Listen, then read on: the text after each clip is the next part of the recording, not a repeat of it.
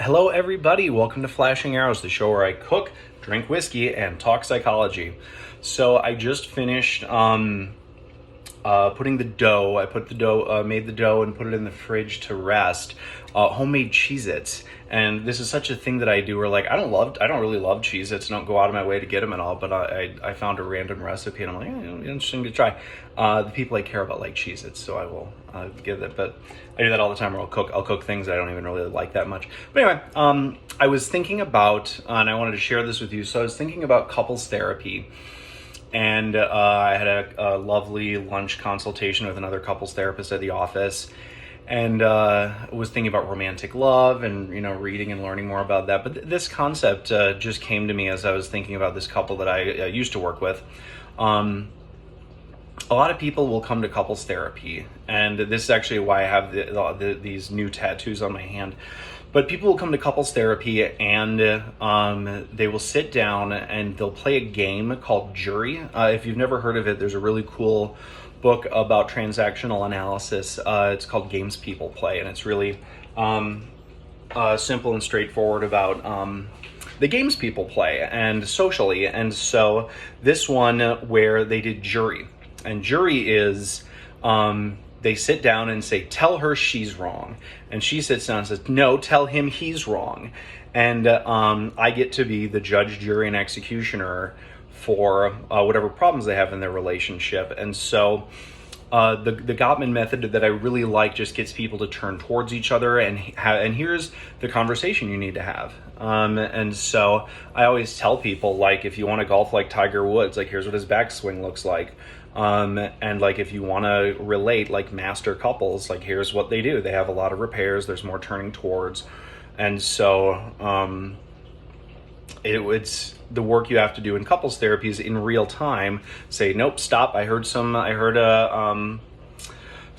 complaint. I heard, blame. I heard some blame. I heard some this. And I was like, no, are you getting defensive? You have to really... So one of the reasons I started doing couples therapy is you really have to be assertive, and I'm pretty easygoing, and so it's been good growth for me. But people have to come into couples therapy because you need to want to have collaborative conversations. You need to have friendship. Like, there needs to be friendly curiosity towards your partner. So this is why this new tattoo, I have a sword on my index finger, because when people are having gridlock, so 69% of the problems in your relationship will be unsolvable and 16 will end up in gridlock, which is the conversations stop becoming collaborative, your partner turns into a stranger or an enemy, or just less of a partner. Big emotion shows up because there's a lot of data. There's a lot of really good therapeutic pattern underneath that, because you're finding where people are gridlocked, you're finding deeply, usually unconsciously held beliefs and values and dreams and everything like that. But so I have this sword because when people have these gridlock conversations, it's a lot of this.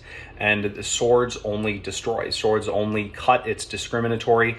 And the other tattoo I have here is a harp, because the lyrical music making, these two are out of the Tristan and Isolde myth, fairy tale, and when I was reading We by Robert Johnson. But the harp, it's right here on my wrist, an open hand. And are we having a collaborative conversation or not? And that's essentially what this method really teaches people, is how to have a collaborative conversation, how to argue with your partner like you love them, and remember that you love them. And so that's the upshot, is that, like, if a 8th grader could tell you, hey, you just speak nicer to each other, like an 8th grader could help solve your problems for you, but you're not doing it, that's when like an 8th grader could say, well, you just got to leave the guy, he's mean to you, you should leave him. And a lot of people's answers are simple, but why you need to come to therapy is because it's hard to, like, well, why aren't you doing it? There's some fear, there's some intolerable emotion behind all of that. There's some things you don't know, some ways of relating you didn't learn. So, So in couples therapy, you share this information and share the stuff. And then the second half is like, well, I'm sharing these tools with you. Why aren't you taking that on? Because you have to go into the unconscious material. Well, and all the beliefs people have that they don't even know they have. Well, life should be easy. If I love somebody, then we should never fight. All fighting is bad. you know, all the little deeply rooted concepts. So anyway, thanks for tuning in, and I'll catch you next time.